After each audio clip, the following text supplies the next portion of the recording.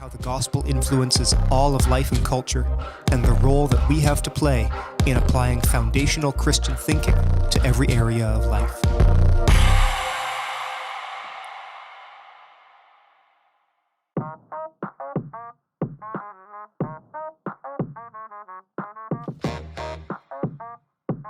This is The Academy. I am Eli Ayala of Revealed Apologetics, and I will be bringing a 6-part series on presuppositional apologetics. What is this called? The Apologia Academy? It's just called The Academy. Okay. What's up, everybody? My name is Pastor Jeff Durbin, and you're watching Collision. Today, I'm going to be interacting with an atheist on TikTok. So here we go. Unsupervised and unhinged. Welcome back to Cultish the Aftermath.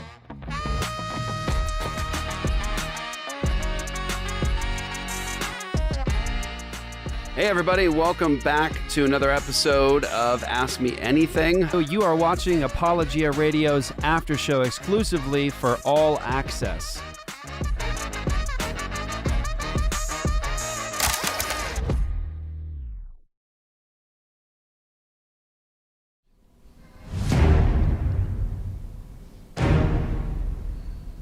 I would say if the authorities didn't want us involved in the public square, they ought not to have crucified Jesus in the public square.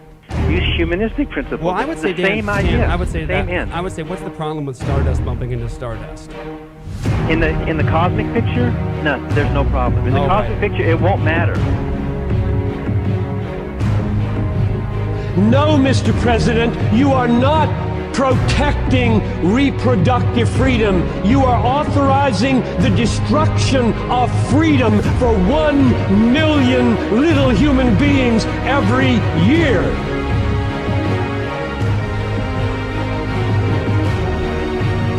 I'm sorry, my friends, but I am tired of seeing Jesus presented as a weak beggar. He is a powerful Savior, and the gospel is not a suggestion, it is a command.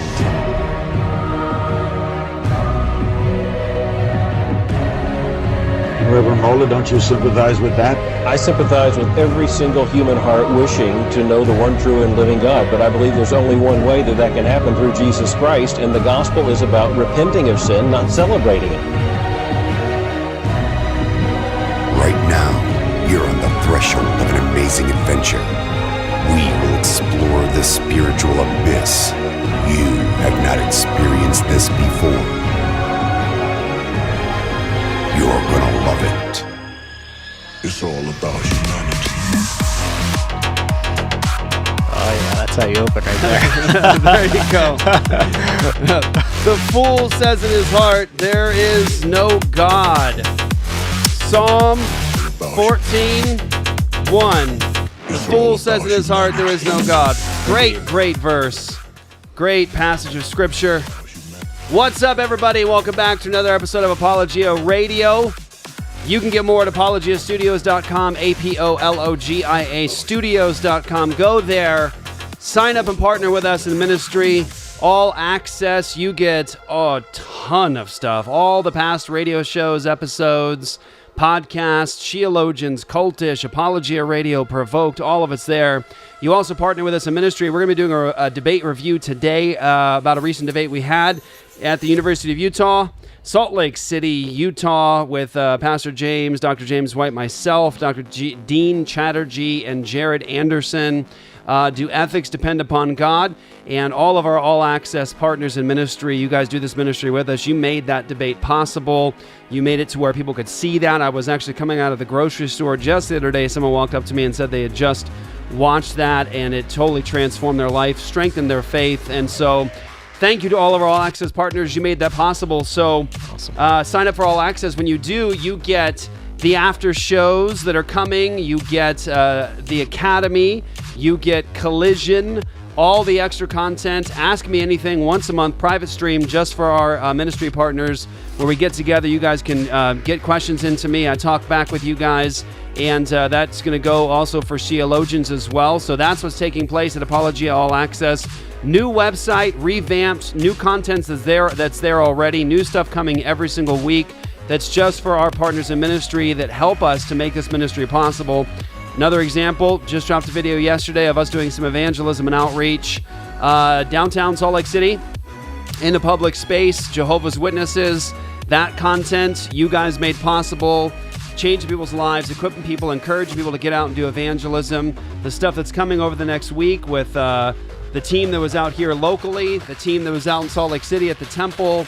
Lots of stuff coming. Appreciate all of you guys very, very much. And that's Luke the Bear. What is up? That is Zach Conover. He's Director of Communications at End Abortion Now. Don't forget, guys, continue to pray for End Abortion Now. We've had bills of equal protection go across the entire country.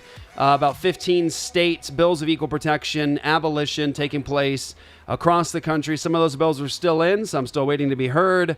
God just blessed us tremendously. Thousands of lives have been saved just because people like you partner with us in this ministry. So go to endabortionnow.com to partner with us in ministry. Sign up with your church because abortion is not abolished. Mm-hmm. It's not over. And you could be out with the church saving lives. As we have over 900 churches that were equipped and trained by us to go and be a part of the work of the mission of the gospel in conflict with the issue of abortion. We're grateful to God for all that He's done. And, by the way, we had to reschedule. Just want to give a heads up. If you guys missed it and you were planning on coming, we had to reschedule the event. You're supposed to be flying out tomorrow. Yeah. In Arkansas, we've got a bill in Arkansas, and so we're going to have a pastors' meeting in Arkansas. We got to reschedule that. We're going to try to do it bigger and better later on this year. Zach, you know more details about that than me right now. They will let us know in terms of a final time to expect, but it will be later this year. Okay. All right. So what's up, everybody? Did you guys check out the debate we had? Hope you guys got a chance to see that. It's in Apologia Studios' recent feed on YouTube. Debate, again, we had at the University of Utah against one guy who calls himself a devout atheist, another guy who calls himself a devout agnostic. Both identify as humanists.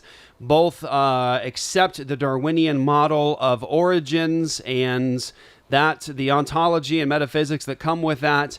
And so we're going to do a debate review today. It's a long debate. I think it's a couple hours. I think it's about 2 hours long. So like 20-minute opening statements from each side. There's some rebuttals that are like 5 minutes each. Then, which I really loved, is 20 minutes each side, cross-examination. That's where the debate actually takes place. Mm-hmm. Now, of course, the opening statements are always very, very important. You're setting down the foundations. You're setting down the foundation of what you are supposed to aim at with your opponent's foundation and what they're supposed to be interacting with in your opening statement. Unfortunately, that didn't take place from the other side towards us very well, I think, at the debate. And it's rare that it does. It is rare. So, yeah, just with debates, you're supposed to have opening statement, and in the debate, the opposing side is supposed to interact with and refute your opening. That didn't happen. Dr. Deen Chattergee just sort of went off on a. I've actually. It was interesting to be sitting there on the stage. I've listened to hours and hours and hours of Chatterjee and Anderson, either in podcasts or in other public debates or discussion or in lectures and talks. So when Chatterjee went up and did his opening, I had already heard all that stuff before. It's sort of a canned speech that he gives. So I don't really think that they came really prepared for the debate. They didn't. Just because, like I said, Chatterjee's was a canned lecture thing that he does, very often.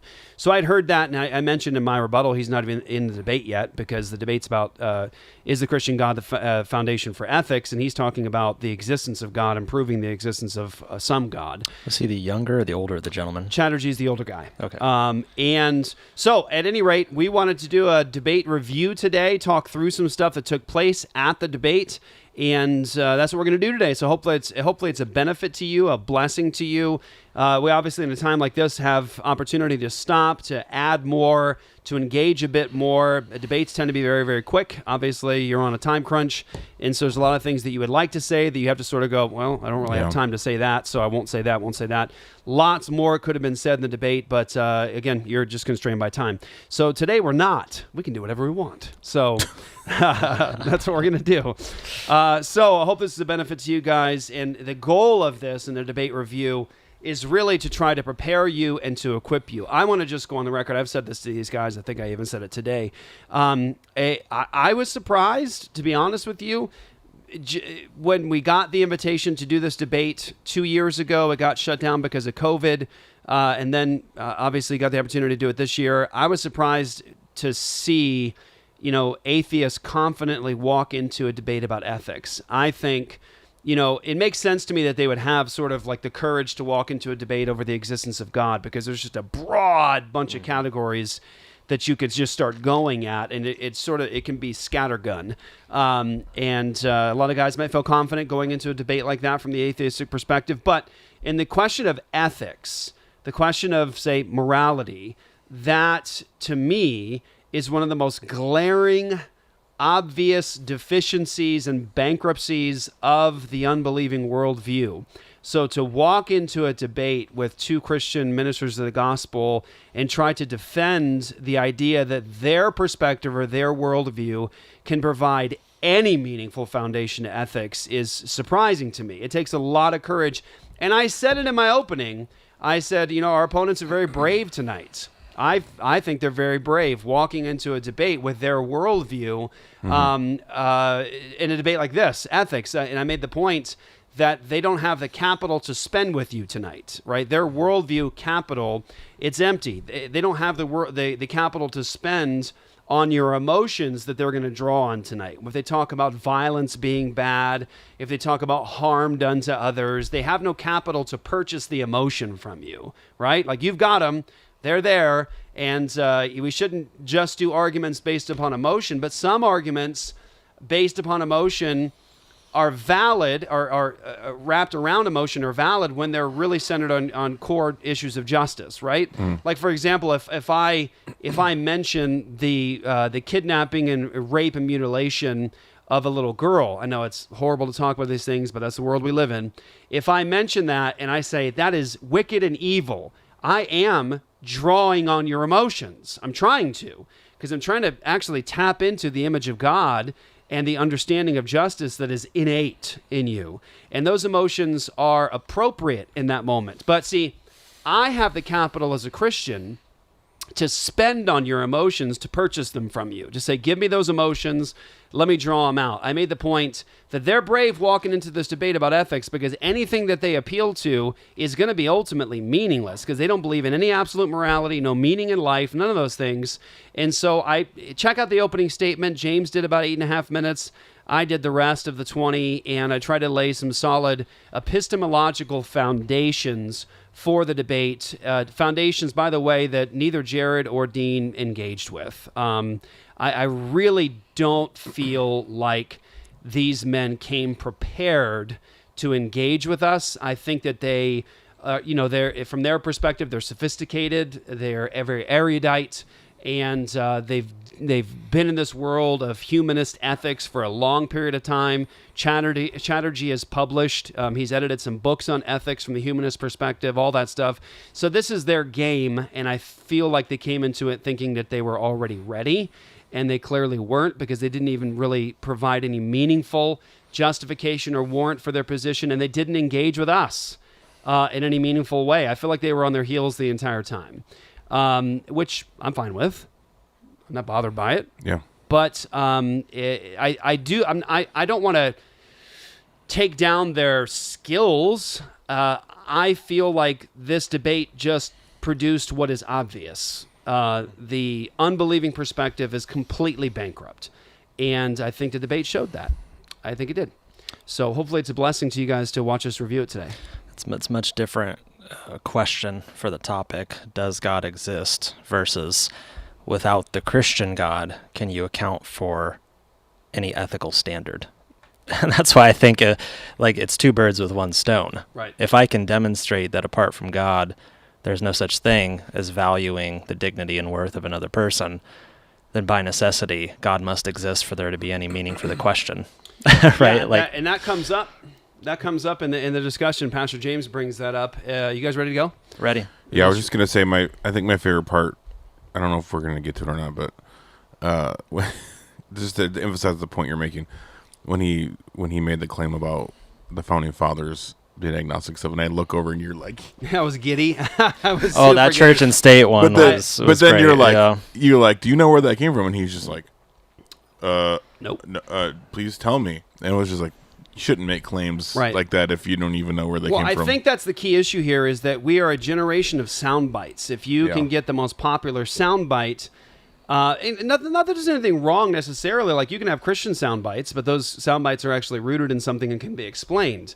The problem with the modern era, I think, is that it's a sound bite era and community that's devoted to the sound bites. This is a really pithy slogan, or this is a good sound bite, and there's nothing behind it. So we educate people today based upon sound bites. This is what you're supposed to believe. Memorize this. Here's a good sound bite. Memorize this. But they don't really understand anything about what they're saying. Yeah. So like that comes up here when we talk about separation of church and state. It's also funny. I think we've grown up in the cultural water, not knowing that we're wet. So we say things like, religious freedom. Well, it's like, how did we get that? Mm-hmm. Like, that only rises out of a Christian framework. Right. To having the freedom to believe something. Yeah. Otherwise, you have a pagan view, which is coercion. Mm-hmm. So that common ground that you love so much, that religious freedom, thank a Christian. Yeah, you can thank a Christian for that. Yeah, exactly. Okay. So, for those of you guys just jumping in, before I hit play here, this is Dr. James White, myself, versus Dr. Deen Chatterjee and Jared Anderson. And just to get a fix on sort of where these guys are at, again, Deen Chatterjee announces and is proud of the fact that he is a devout atheist. Jared Anderson announced in the debate that he is a devout agnostic. Both of them consider themselves humanists, which is to say that for them, humans are at the center of all questions. Yeah, man is the measure of all things. Man is the measure, man is the reference point. So just keep that in mind. Here is a debate between two sides. One side says that God has revealed himself clearly in history through his prophets and apostles, through nature itself, and ultimately in the incarnation of Jesus Christ. God has given his revelation. It is public. It is not hidden. It is unavoidable. And God himself is the standard, the transcendent standard and reference point for all questions about knowledge, wisdom, ethics, science, logic, truth, beauty, goodness, you name it. Knowledge isn't possible apart from the Christian God. We weren't arguing for a general form of theism like a lot of Christian apologists do. We were arguing specifically that it is the triune God of Scripture that's the foundation of any meaningful appeal to ethics. He is the justification for ethics at all. And then on the other side, you've got two men that believe that human beings are at the center. They are both humanists, and while they have some degree of difference between them in some points, it would ultimately be negligible, because for them, human beings evolve through purposeless time and chance, acting on matter in a universe that doesn't care about them. There is no ultimate meaning, no ultimate purpose. That's where they're at, and this is the cross-examination section. Gentlemen, it's a great honor to be here with you, and I honor you both, and thank you so much for being here with us and doing this. If I could ask you this question to respond to the quote that I had in my opening statement from Dr. Will Provine, the professor of biological sciences at Cornell. He says that because of his views of modern evolutionary biology, it tells us loud and clear, and these are Darwin's views, that there are no gods, no purposeful forces of any kind, no life after death. When I die, I'm absolutely certain that I'm going to be all completely dead. That's just all. That's going to be the end of me. There is no ultimate foundation for ethics, no ultimate meaning in life, and no free will for humans either. Could you respond to Dr. Will Provine, given your worldview? All right, just pause there for a second, because pretty effective. I can't do this better. I can't do this better than Dr. Will Provine himself. Now, that quote that I got from Provine has been said almost verbatim in a number of different contexts by Dr. Will Provine. He is now dead. He's now a creationist. But that was a famous quote from Provine. He stood by that.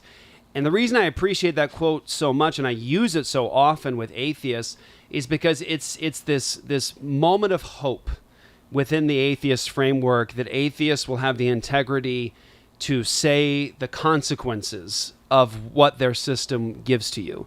And so that's why I love this quote from Provine, because here's Provine having a real moment of integrity. And this is from the film Expelled No intelligence allowed is actually, I think it's free now. Nice. I think it's free. At least I'm finding it on YouTube for free in a couple places. Phenomenal movie. If you haven't seen it, you really should take a look at Expelled. No Intelligence Allowed.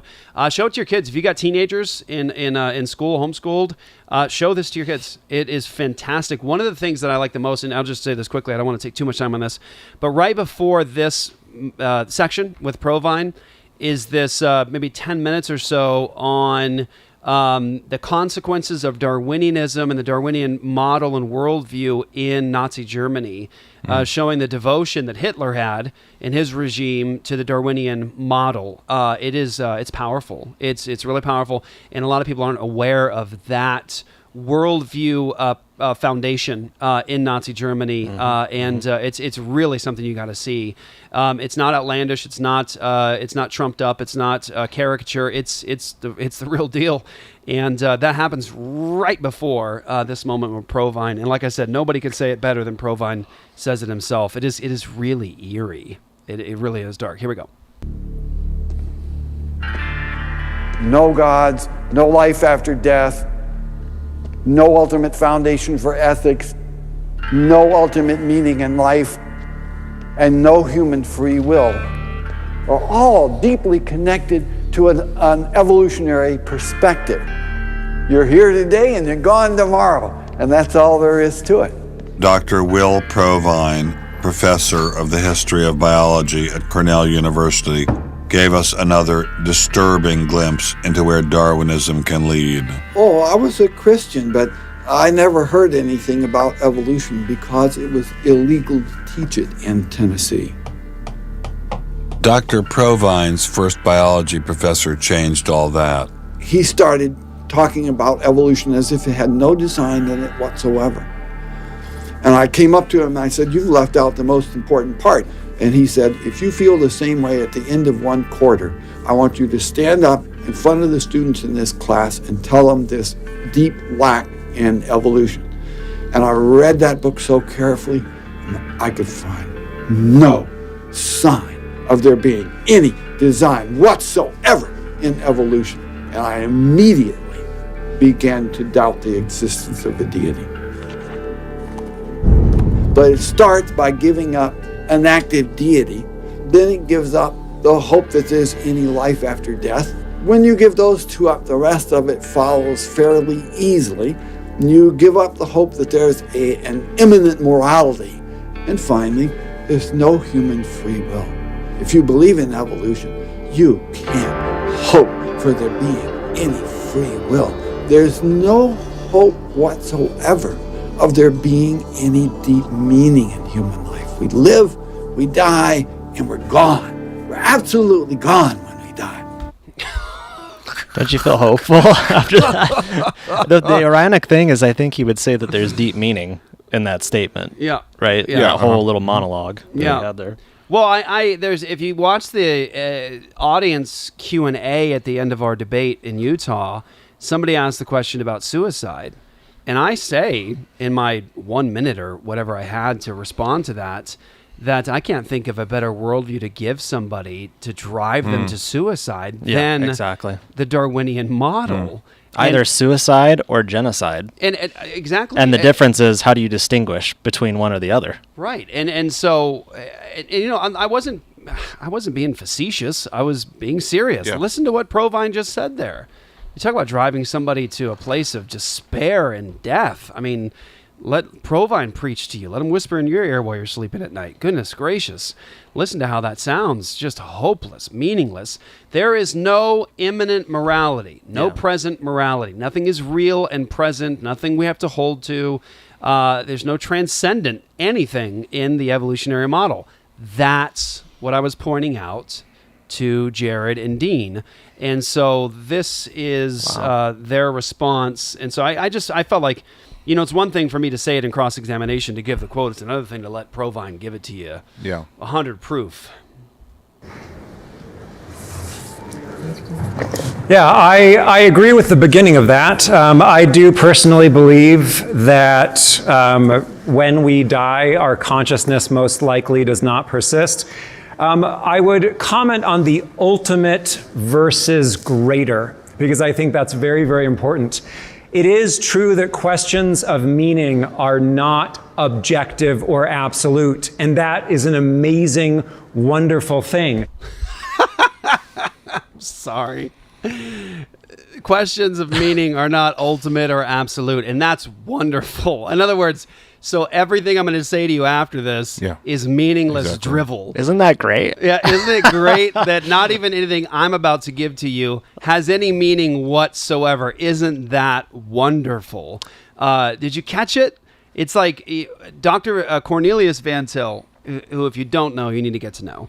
Dr. Cornelius Van Til used to say to his students, let the unbeliever talk and let him keep talking. And ultimately, he's going to hang himself. And that was, and I love and respect Jared, but that was Jared hanging himself.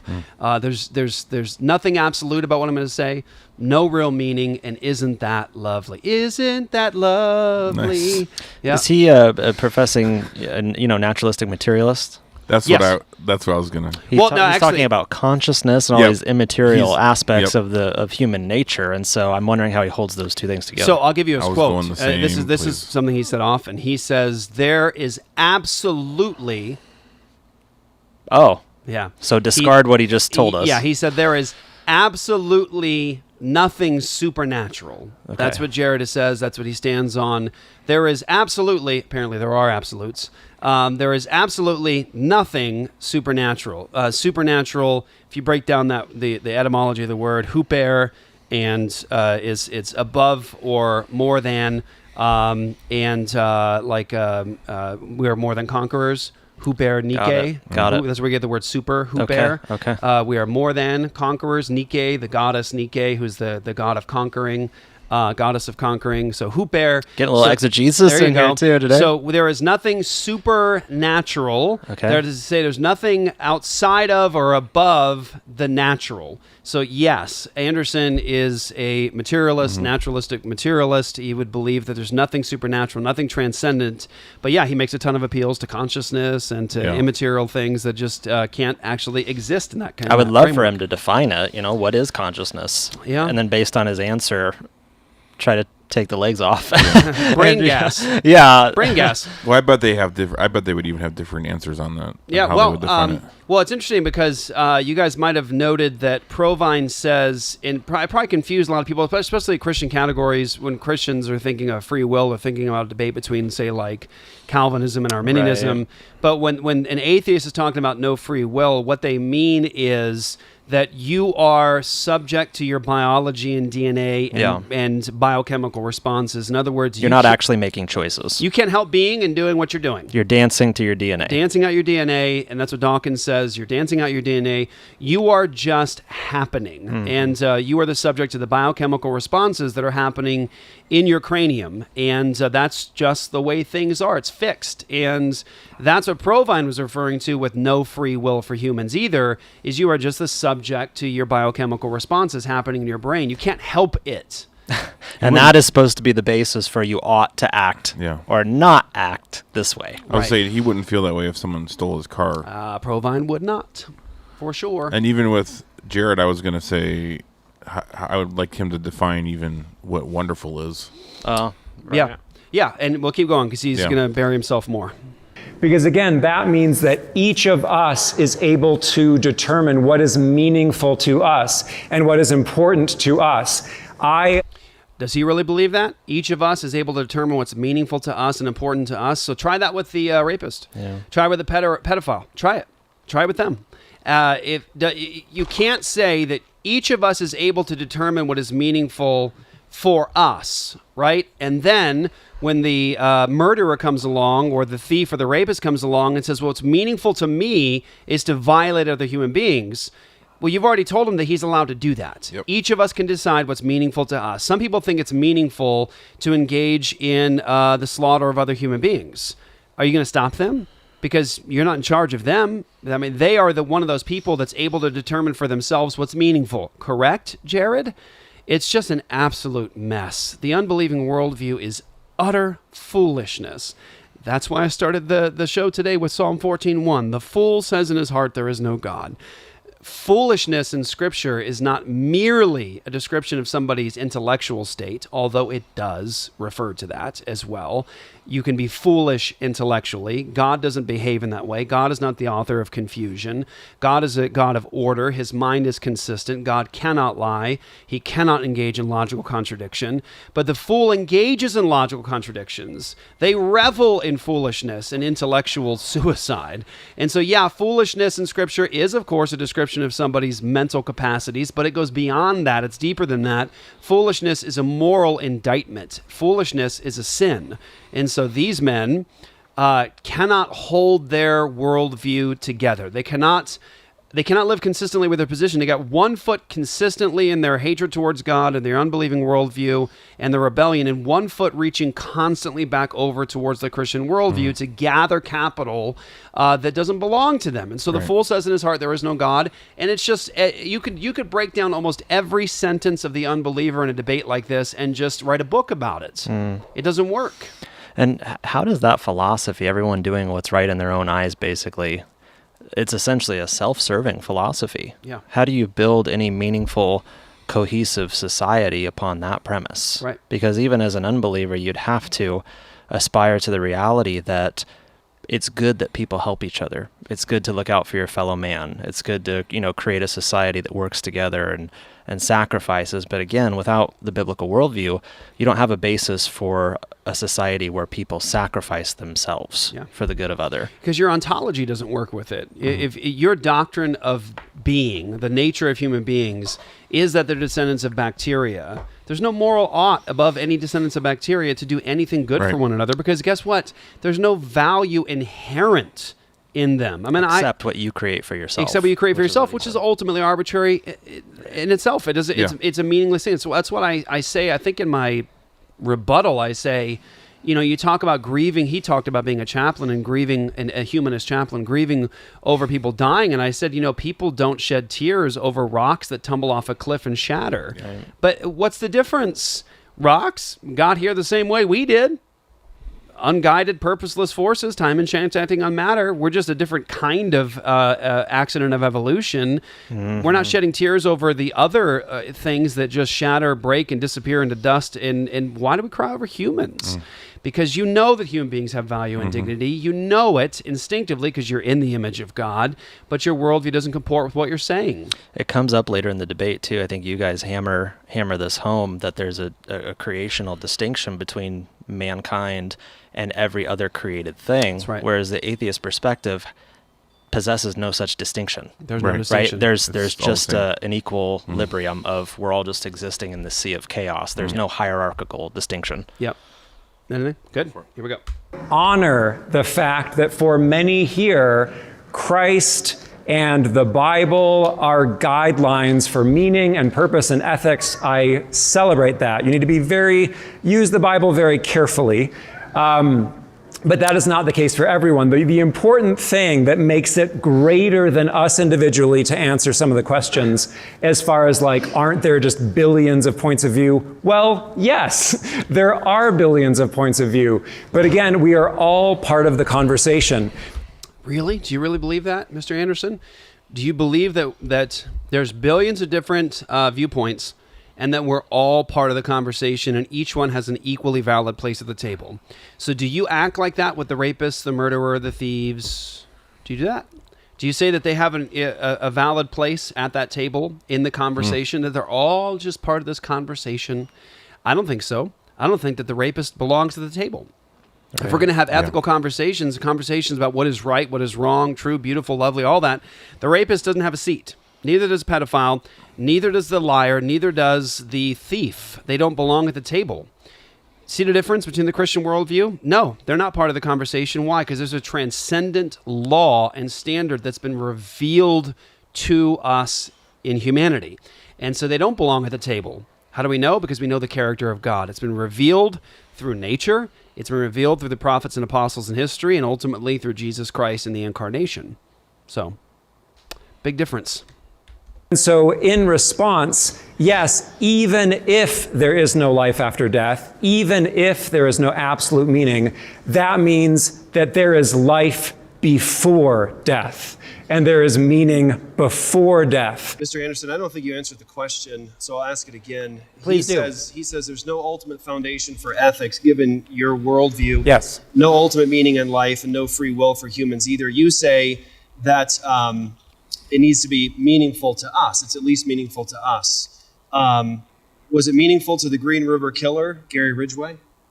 Was his determination of what was meaningful for him just as valuable or meaningful as your perspective that he was wrong? Meaningful is different than defensible. I work with murderers and pedophiles. That's incoherent. Yeah, that's... Meaningful is different than defensible. He's saying that, no, I think that it's indefensible what they've done, but in order for it to be indefensible, there has to be some standard that you can measure indefensible. So if you say there's no meaning, then there's also no way to say something is indefensible. Because if something is defendable, then there's a standard of meaning that we're all wrapping our hands around to say, no, this is what's meaningful, so what you're doing is indefensible. So what he's saying is it's just incoherent. It's because he doesn't have a worldview that can comport with what he's doing, how he lives his life, and how he thinks others should live their lives as well. So this is just the wheels falling off. This is just somebody hanging themselves. And I mean that with all due respect to the man, but we have to expose the foolishness of unbelief, take down every argument that exalts itself against the knowledge of God, and that's what we're doing. That's an incoherent thing to say. All the time, I have a least favorite pedophile. Are they wrong? He's very annoying. Yes. They're absolutely wrong. They are absolutely wrong. Or they are technically intersubjectively wrong. So they're not absolutely wrong? No, because it's all a conversation. So the debate's over, friends. They are intersubjectively wrong. So you admit, Mr. Anderson, that they are not absolutely wrong. The Green River Killer is not absolutely wrong. Ted Bundy is not absolutely wrong. Child rapists are not absolutely wrong. And you came to debate that your worldview provides a foundation for ethics? Yes, the humanist perspective does provide a foundation for ethics because, again, rape is wrong, murder is wrong, according to the cultural conversation that we are all of which a part. So if a society draws a circle around themselves and says that you can kill and cannibalize other human beings, as long as they're a large enough society that draws a circle around themselves and they determine that it's right to eat other humans? Some cultures have believed that, yes, and they are part of the conversation. They're part of it. It's fascinating to watch them try to hold these things together. Some people believe that, and they are part of the conversation. There you go. That's unbelief right there, right before your eyes and ears. That's what you have. But there's a collision just a few moments before, in that he says that these things are unacceptable morally. Yeah. Right, indefensible. Right. Yeah, indefensible. Because the cultural conversation has decided that they're indefensible. Right. But like you said, what happens when you have a group of people that they accept that kind of behavior? Currently, it's happening today. Which it is, yes, it's currently transpiring, and now the objection's gone. So you have no objection with the tribes today that still practice killing and cannibalizing other human beings. Some people do that. Some people still do that. Some people, they'll wait till somebody dies to do it. But I'm not even talking about them. I'm talking about the tribes that actually punish people by killing and eating them. And according to Mr. Anderson's perspective, they're part of the conversation.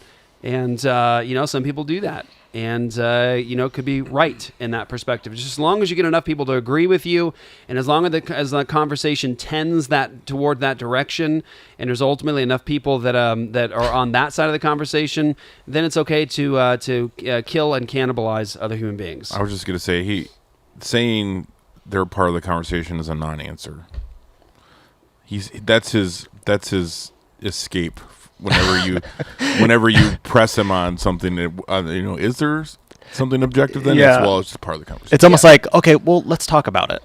That's I'll entertain the notion that it's okay to do this as long as you feel included. Yeah, that's academy speak. Yeah, that's what that is, right? So I don't have an answer, but let's make it sound sophisticated and erudite, and that's what it is. And communal. Depends on the context. So killing and cannibalizing other human beings could be ethical in your system. if you're frozen after a plane crash and are soccer players, perhaps. I think you missed it, Mr. Anderson. I'll say it again. Killing and cannibalizing another human being could be ethical so long as you have enough people that agree with you. That's not what would make it ethical. It would not be the agreement. It would be the conversation and the navigation and the negotiation. So the agreement. So whether the people through the negotiation end up agreeing. Do you see the point? Yeah. He cannot bring his worldview into conformity with what he's doing and saying. And so it's not the agreement, it's the conversation, the navigation, and negotiation. It's like he's doing the splits between the two chairs. Right, exactly. Right? I mean, he's got to be like Van Damme in Bloodsport with it between those two chairs. Just part of the conversation. You might better be careful, Frankie. You're going to have kids after that. Bloodsport, yes. Oh, man, if you haven't seen Bloodsport, have you really lived? I wouldn't say so. Hey, Gabe, we're going to take a quick commercial break here. Yep. Let's, guys, we're going to do a quick commercial break, come back. We actually, some more really important things are said right after this, so stay tuned with us for this quick commercial for All Access. This is the Academy. I am Eli Ayala of Revealed Apologetics, and I will be bringing a 6-part series on presuppositional apologetics. Defending the faith is super important, and I'm excited to be able to participate in helping equip you to do that effectively and biblically.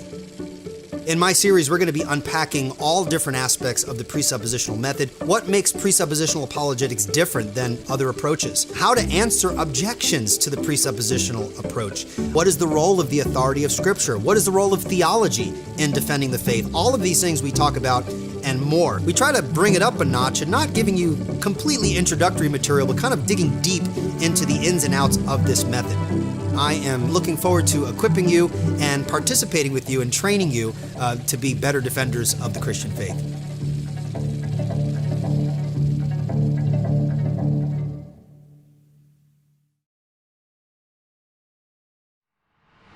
From the beginning of human history and redemptive history, there's been a conflict between light and darkness, the children of God versus the father of lies. It goes all the way back to Abraham versus his culture, Moses versus Pharaoh, David versus Goliath, the prophets versus the unfaithful, and Paul versus the philosophers. This collision, this antithesis has existed from the very beginning. And it's important for Christians to recognize the duty that we have before God to proclaim the truth and to take down every argument that exalts itself against the knowledge of Christ, the knowledge of God. We're commanded to have a reasoned defense for the hope that's within us. And so we need to be ready to press the antithesis to be part of that collision. Let's get started.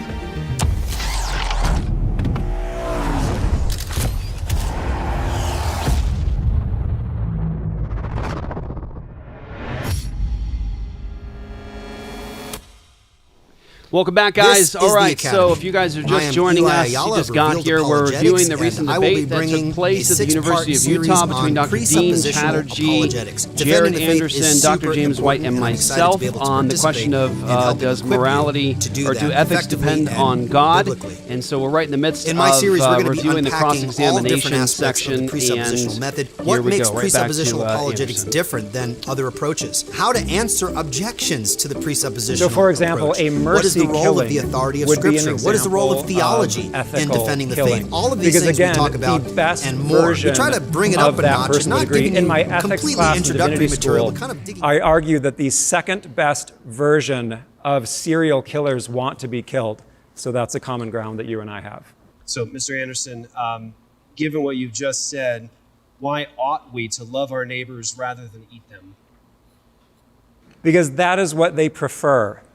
And that is part of the cultural conversation.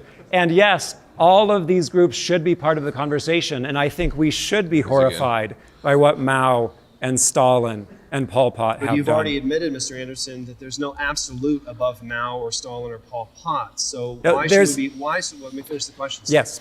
Why should we be horrified when there is no absolute standard to hold them to? You've already agreed that if they decide as a culture and community that what they did was right, morally right, then they're right in your system. And there's no complaint. Because the victims would not agree. And the victims also have a say. The victims, you believe, are descendants of bacteria. Yep. So, the debate was over. Mm-hmm. Yeah. That was the first, I don't know, maybe 4 or 5 minutes of cross-examination out of 20, and the debate's over. He admits that there's no ultimate, no absolute, coherent appeal to ethics from his perspective and in his system. He admits that human beings are the descendants of bacteria, and so there's no meaning, there's no purpose, there's no ultimate ethics, there's no absolute ethics, and yet he's coming to a public debate to argue that that perspective gives you a grounding for ethics. The debate was over. I think even more seriously, too, he's talking about victims. So we're talking about people who were violated with acts of injustice against their person. And yet at the same time, his response is that these things are wrong because that's just not what people prefer, right? So it's morality based on personal preference or societal preference. I mean, whichever one you want to choose. But if you think about it, that really does even greater injustice to the victim, because the victim is left without any appeal outside of the act that was perpetrated upon them to appeal to, in terms of, will there be cosmic justice for the offender? The person who violated me, is there anything to appeal to say that what they did to me was wrong? And is there any standard that society is held to in order to make sure that that activity is punished and it doesn't happen again? Right. When you embrace atheism and naturalistic materialism, you've given up the ought to even bring about harmony in social relationships. Yeah, and from a philosophical perspective, this conversation is the conversation of is versus ought. And this is a really important conversation, and it's devastating to their perspective. Their perspective is essentially Jeremy Bentham's utilitarianism, a version of it. And so utilitarianism says you should work for the greatest happiness of the greatest number of people. Jared expanded that in the debate to say you need to work for the greatest well-being and greatest pleasure in the most people. But he seems to not understand the deficiency in his perspective, that he's just claiming that, but hasn't justified it. And it goes to the question of preference as well. So you could say, here it is, ready? Human beings like well-being. Okay? Grant that as a fact. Okay, grant as a fact. It's not disputed. Human beings like well-being. Next fact. Human beings like pleasure. They like happiness. Okay, so grant it as a fact. Hey, here's another fact. Grant this as a fact. What is the case is that human beings prefer not to be victimized. They prefer not to be hurt. So grant those as 3 facts that we can all agree with on common ground, that it is the case that human beings like all these things. Okay. From a philosophical perspective, just because something is the case doesn't mean that it ought to be the case. So you can say, as Jared does here to try to help himself, that the victims prefer that you don't do that. Okay? That doesn't prove anything. You haven't justified anything ethically by saying it is the case that human beings prefer not to get hurt. Okay? That means nothing, because this is a question about warrant and justification for ethics. It is the case they don't like to get hurt. That's fine. It doesn't mean that it ought to be the case that I don't hurt them. Right? Do you get the point? You can't get an ought like that from that kind of is. It is the case that they like these things. That's great. Granted as a fact. It doesn't mean that you get an ought from it. We're talking about oughts here. Then has to bring in questions of something that is transcendent, as you just said, something that is ultimate, beyond them, above them, cosmic justice, the character of God, the justice of God, the judgment of God, all those sorts of things, because you can't just say human beings like well-being and so we should work for their well-being, because guess what? There's a lot of people today in prisons that we put behind cages that didn't believe that, and they still don't. And we keep them there, at least from the world's perspective, to not release them around other people so they continue perpetrating their desire to harm other human beings. I mean, like it or not, it's a fallen world. There are lots of people that actually get a lot of pleasure out of harming other human beings. They love it. They like it. And according to Jared, they're part of the conversation. They're part of the conversation. So again, Jared could say, hey, look, they don't want to get hurt. That doesn't prove anything in a debate about ethics. Okay, great. Human beings don't want it. Doesn't mean I ought to pursue that. Yeah. Some people like it. Well, and I know you get into it later. I don't remember what point, so forgive me if it's coming up. But abortion is the next question then. Right. Because if it's, the babies don't get to decide. if they want it or not. He brought it up, and I was like, all right, let's go there. Yeah. You know, you talk about the power dynamic, about victims, and if they can't say no, then they can't say yes either. It's not a yes. And I was just like, wow, he really said that. Okay, are you pro-choice? Yeah. So you like that power dynamic, and that power dynamic, it's allowable to violate other people and victimize them because it's with the innocent child in the womb. Their legs came off 100 times in this debate, and that was a good point. I mean, he brought it up. I was like, all right, let's go with it. Let me ask, and your side had made the indication at one point. It was said that the Greeks gave us this great civilization. Let me point out that Alexander the Great not only enslaved millions of people, but in his battles in basically conquering the known world at that time, killed millions of people as well.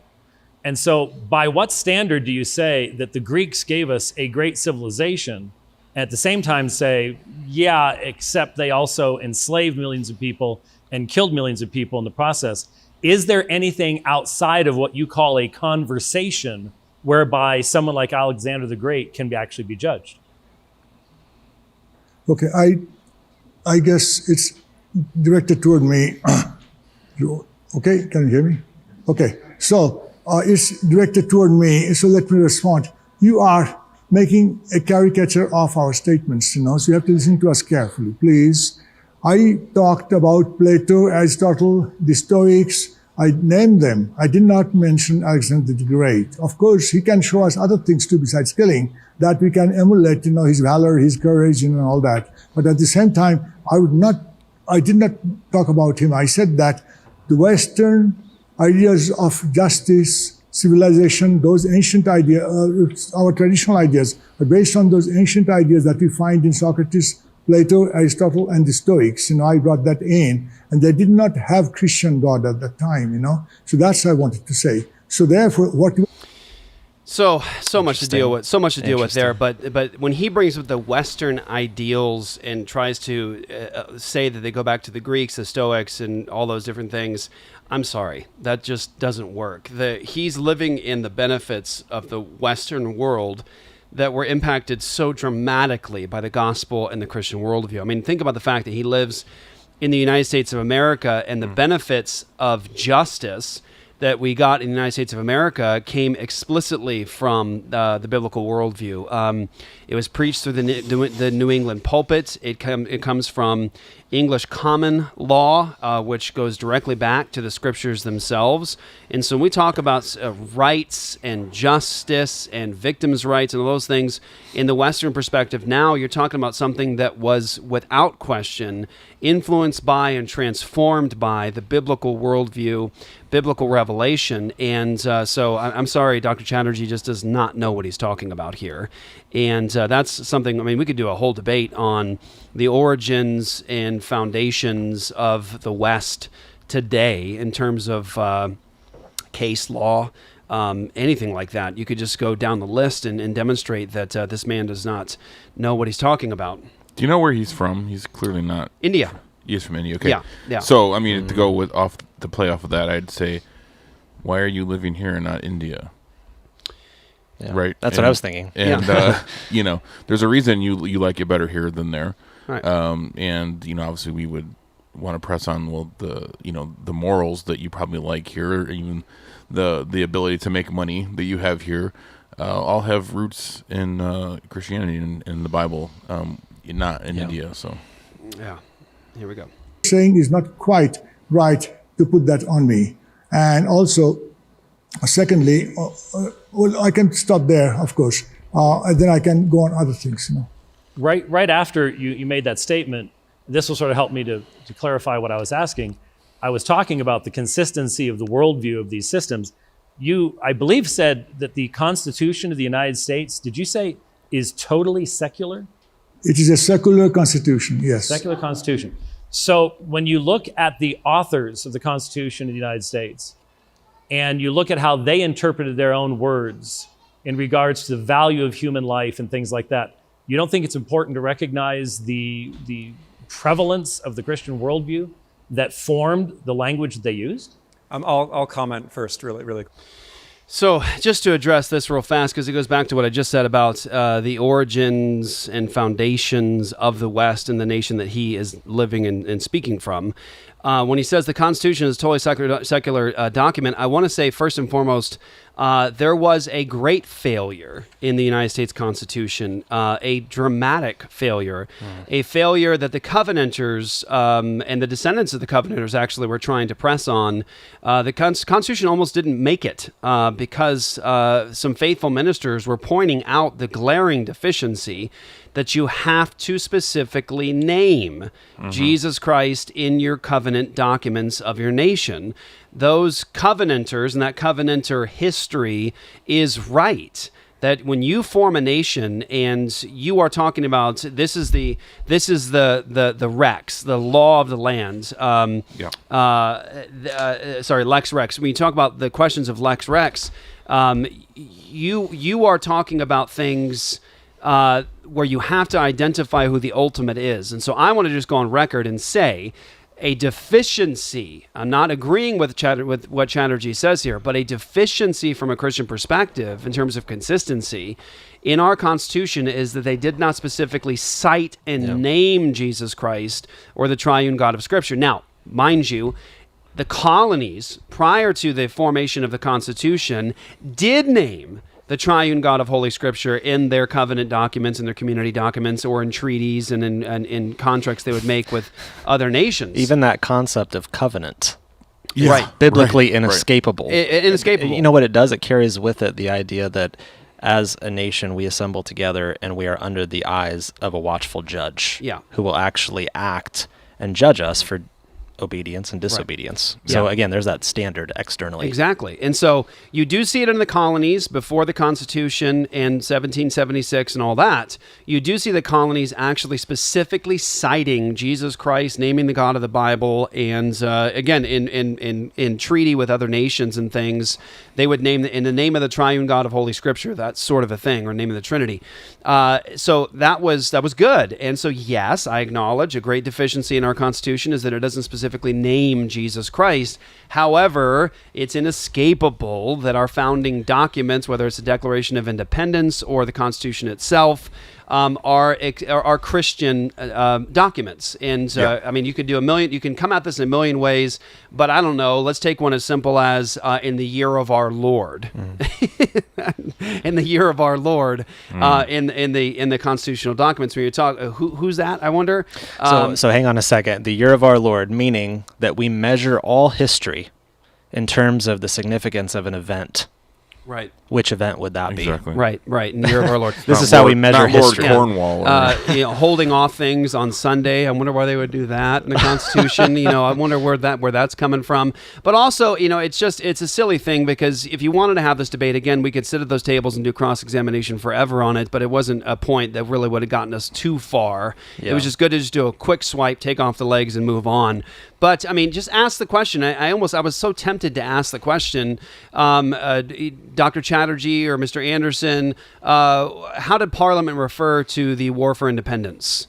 What did they refer to that war as? Because those are all things surrounding the Declaration of Independence. The Declaration of Independence, our Constitution, the formation of our Constitution.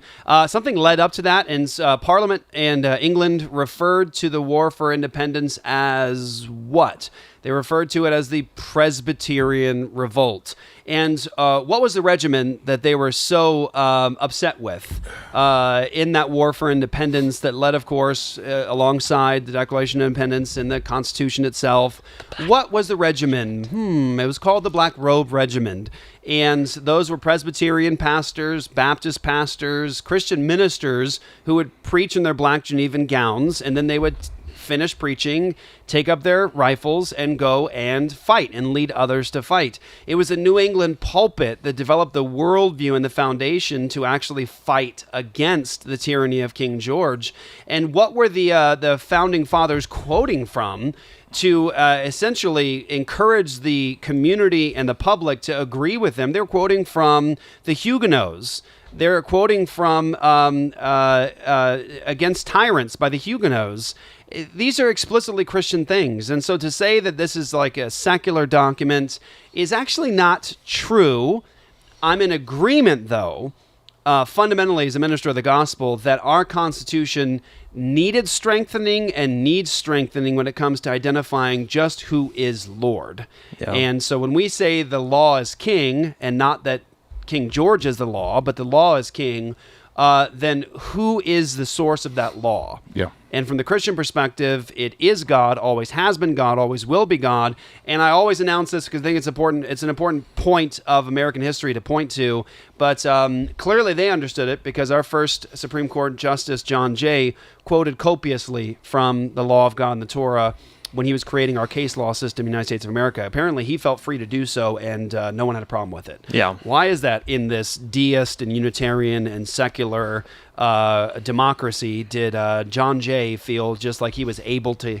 I'll just go ahead and quote from Exodus here and Leviticus, and I'll just freely quote from this as the Supreme Court Justice of these United States of America. Why did he feel like he was able to do that? I wonder. It's laughable, really. I mean, even to go off what we've been saying, from an agnostic, secular perspective, there can be no laws, period. Right. No meaningful appeal to law at all. Right. So, conversation over. Right.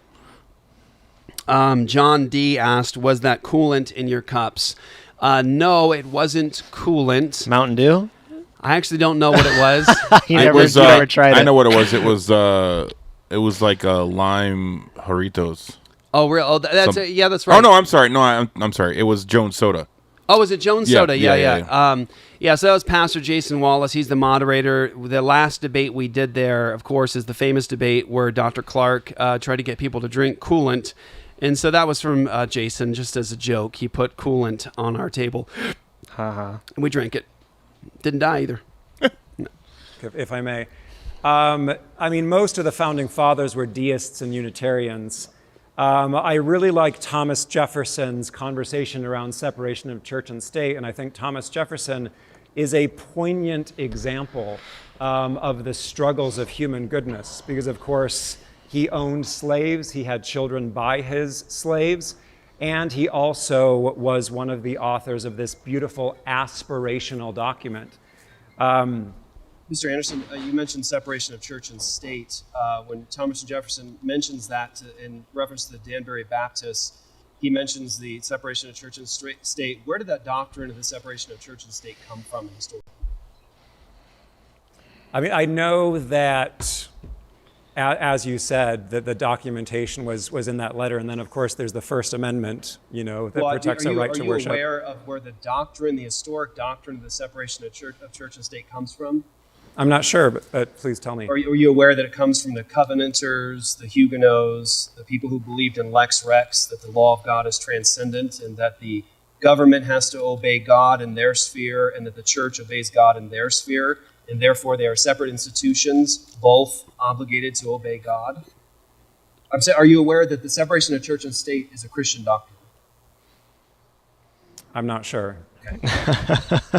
I'm not going to lie. I'm disappointed that they didn't get the shot of you when he said that, because that was... I know. I was just wondering why Carmen chose not to put that shot in, because I definitely was giddy when that came up. And again, it's just because it's a soundbite culture. The soundbite of the culture is separation of church and state means that the church has no say to the state, and the state doesn't have to obey God. But the separation of church and state is a Christian doctrine.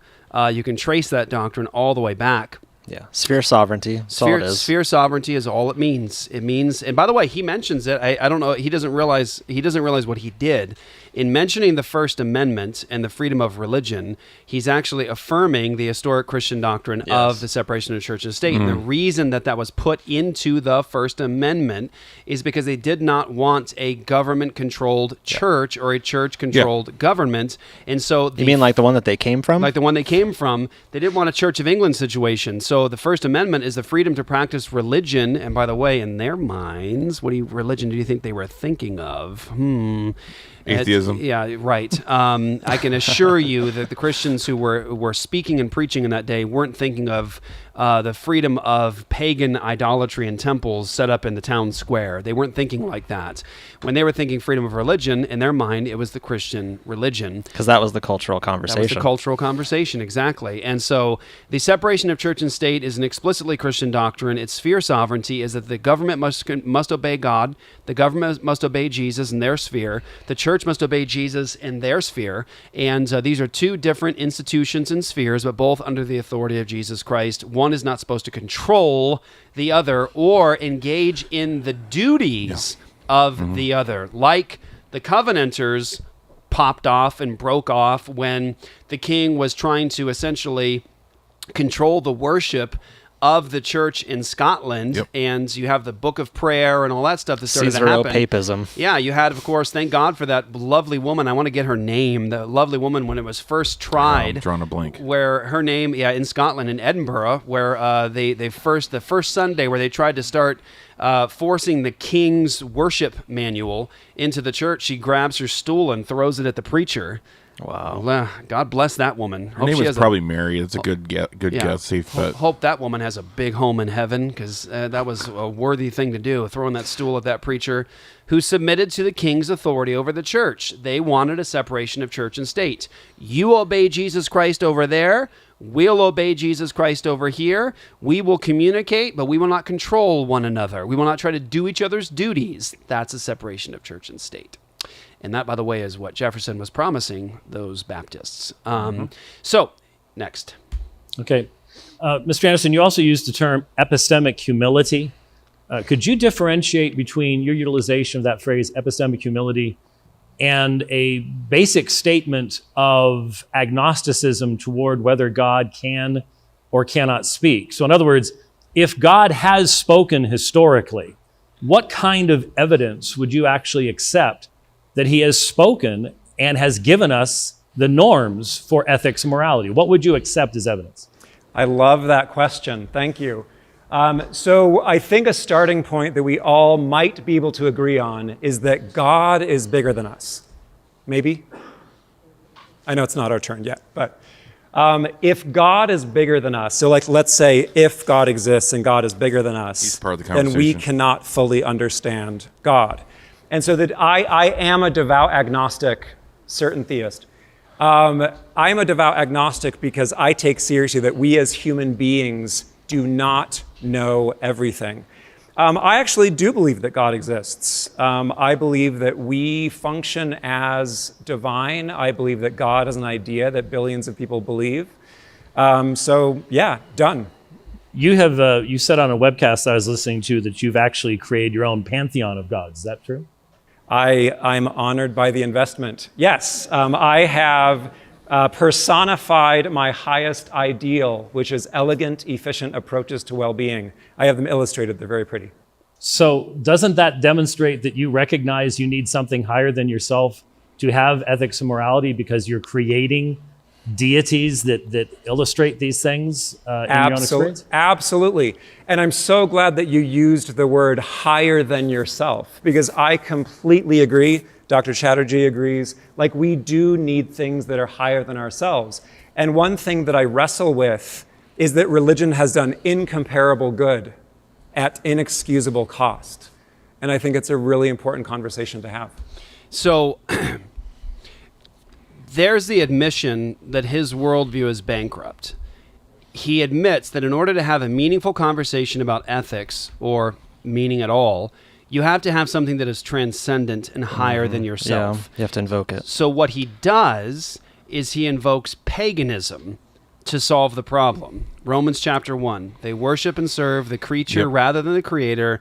They know God, but they don't want God in their knowledge, and so they worship and serve the creature rather than the creator. He is the living display of Romans chapter 1 right there. He's admitting you have to have something transcendent for ethics and meaning, so I will invent my own gods.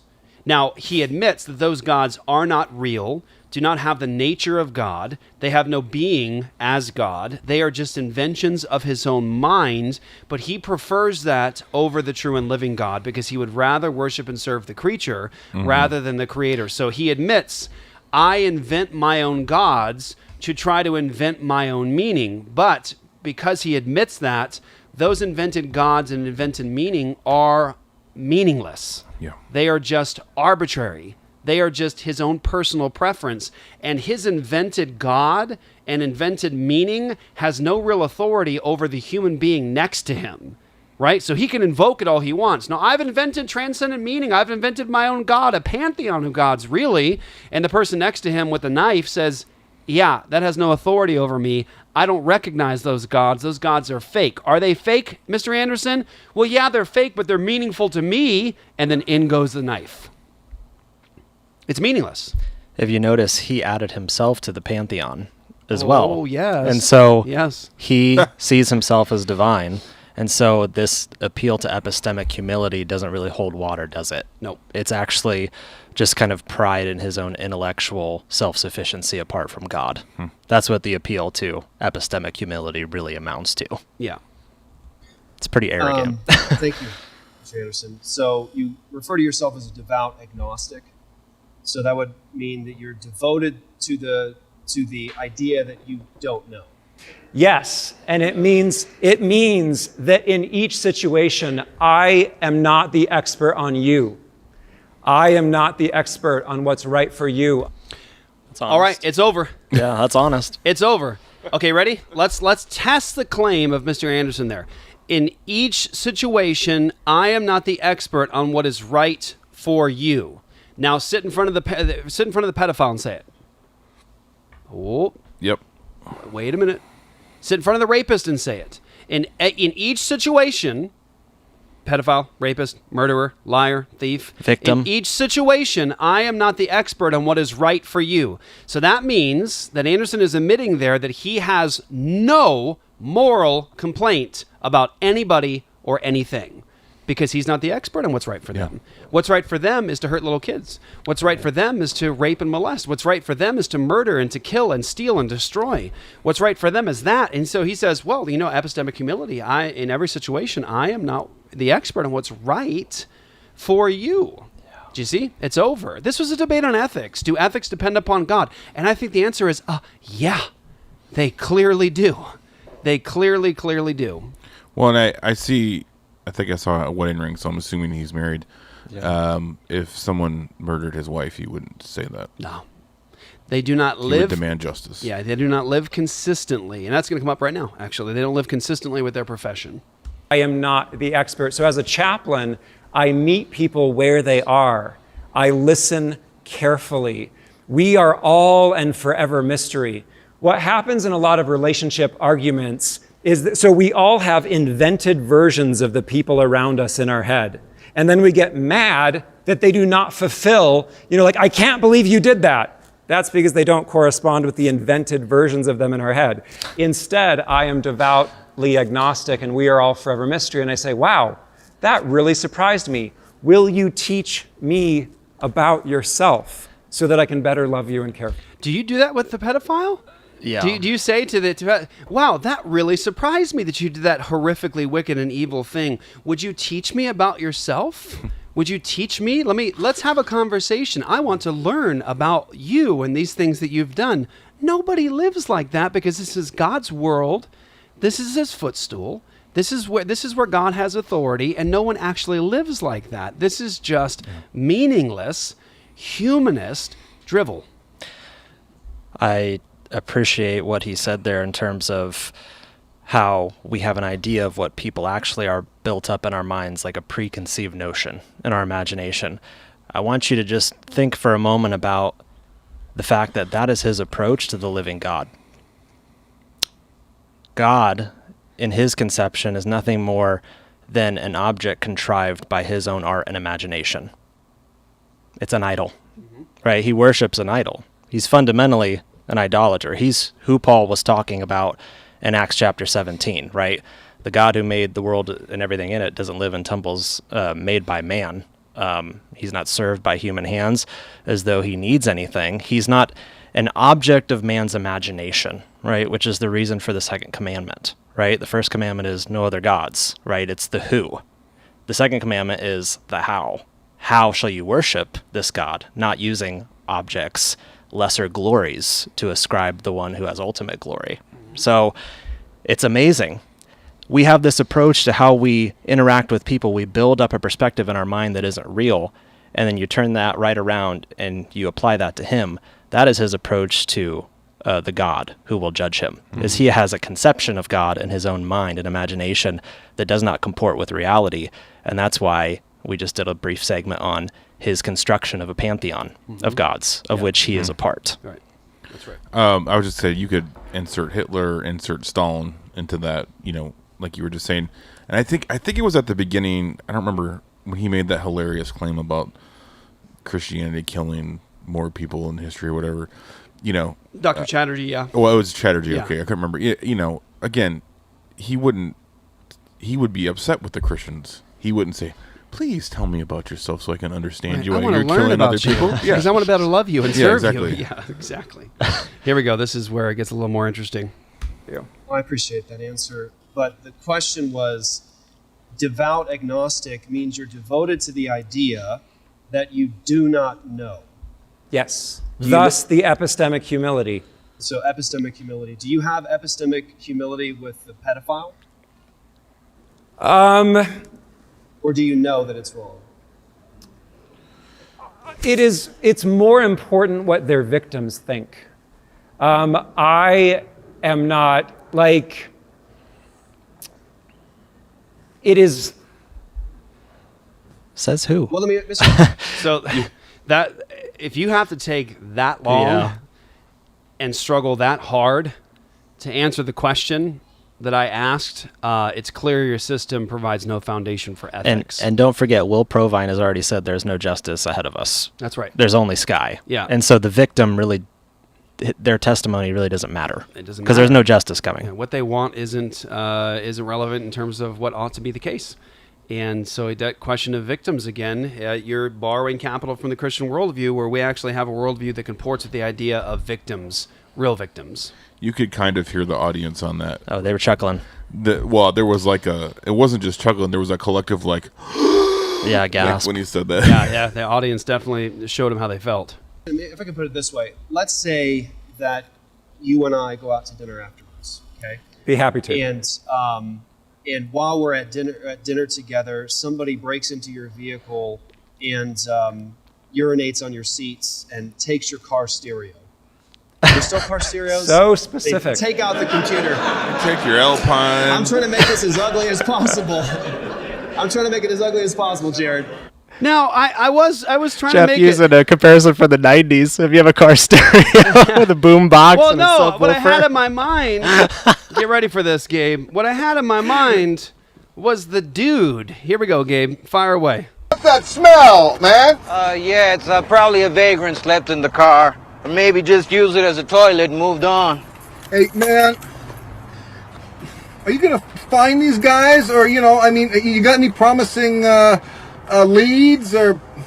Leads? Yeah, sure. I'll just check with the boys down at the crime lab. They got 4 more detectives working on the case. They got us working in shifts.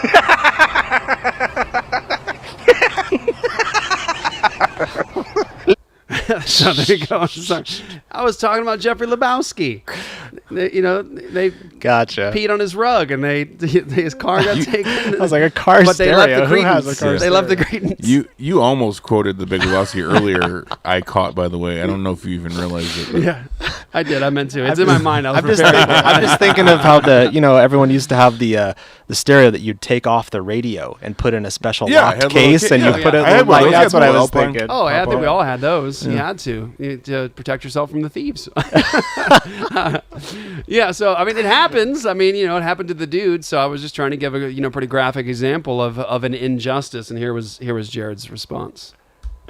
Will you have epistemic humility with the thief, or will you call the police, assuming there's an objective standard of morality they violated?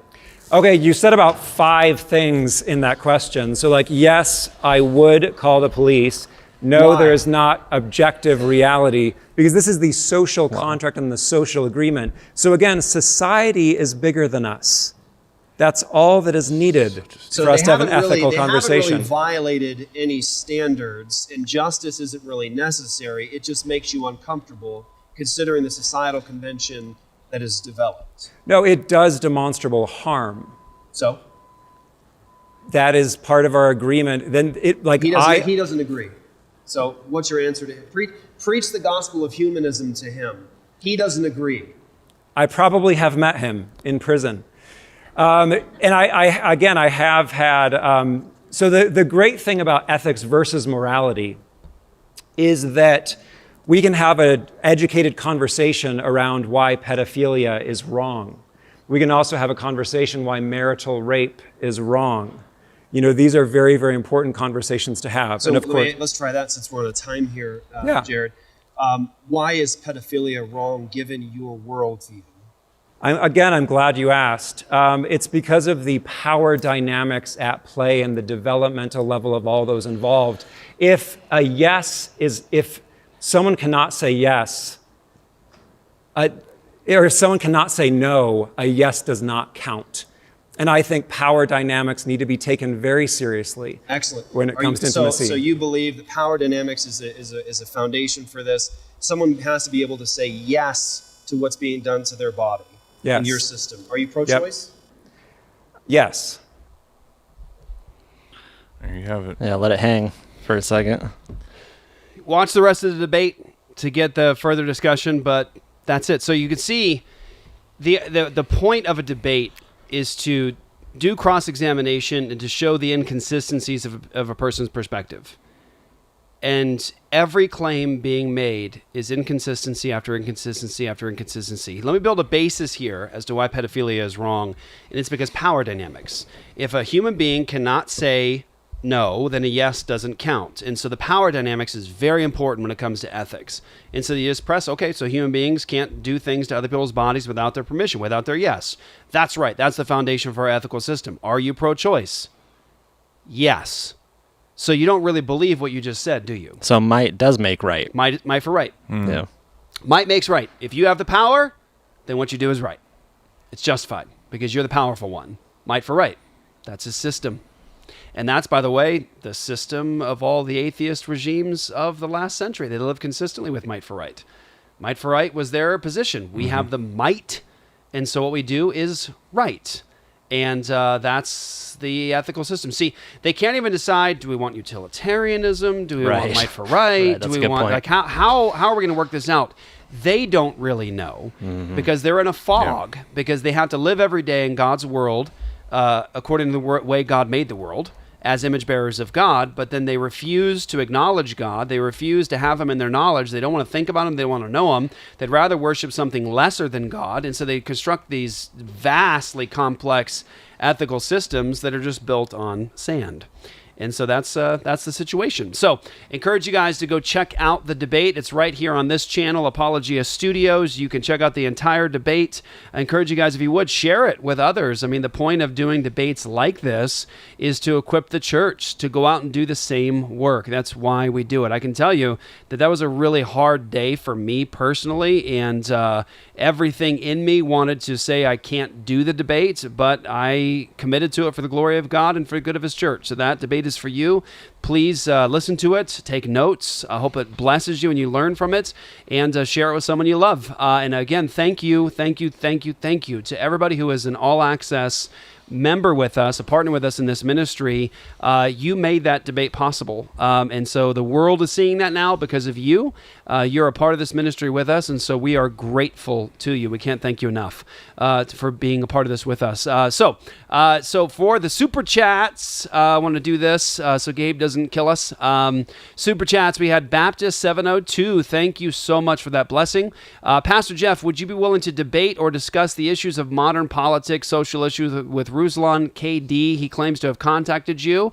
I know who he is. I've seen his stuff. I haven't been made aware of any contact whatsoever, but yeah, I'd be open to doing that for sure.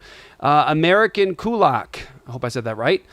Saying the Founding Fathers were deists and the Constitution is secular is a lie. John Adams and George Washington said it only works for Christian people. Bingo. American, you are absolutely right. Sean Paradise, thank you for that blessing.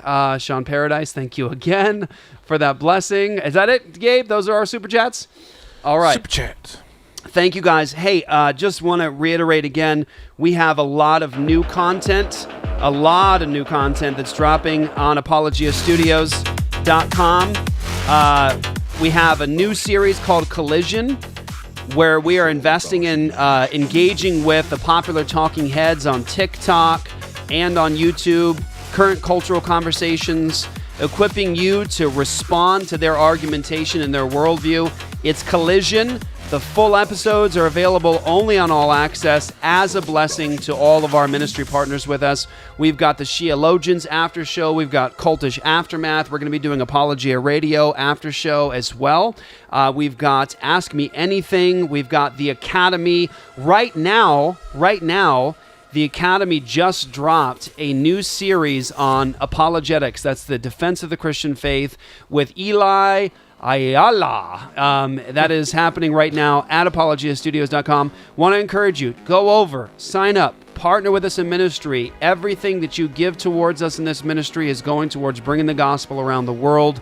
And so sign up. And we wanted to make sure that all of our ministry partners get additional content from us, just to show you how thankful we are for you and to make sure we're investing more and more in you personally. So thank you to everybody who is a part of this ministry with us. Go to endabortionnow.com, get signed up, get your church trained and equipped. We have, in the last week, it's been a tough week for me, but I've seen a number of babies and situations locally, even for our church, we're involved in rescues, babies who are alive today because Christians go out and stand with the gospel outside those mills. You can be doing the same. Be a part of all the churches that have been equipped and trained through EAN. Go to endabortionnow.com to get equipped and trained. And if you can, please give there, because this fight is not even close to over. And we're getting closer for sure. We are seeing some huge advances with bills going in for equal protection, but we've got a lot of work to do. It's happening across the country right now. And so we need your support and financial help to continue to do this fight. All glory to God. All glory to God for all the babies that have been saved. All glory to God for the bills this year, this first session, that have gone in across the country. Bills of abolition, equal protection, bills that glorify God and seek to establish justice for the preborn. That's Luke the Bear. Peace out. That's Zach Conover. See ya. I'm Jeff the Coleman Ninja. We'll catch you right here next week on Apologia Radio.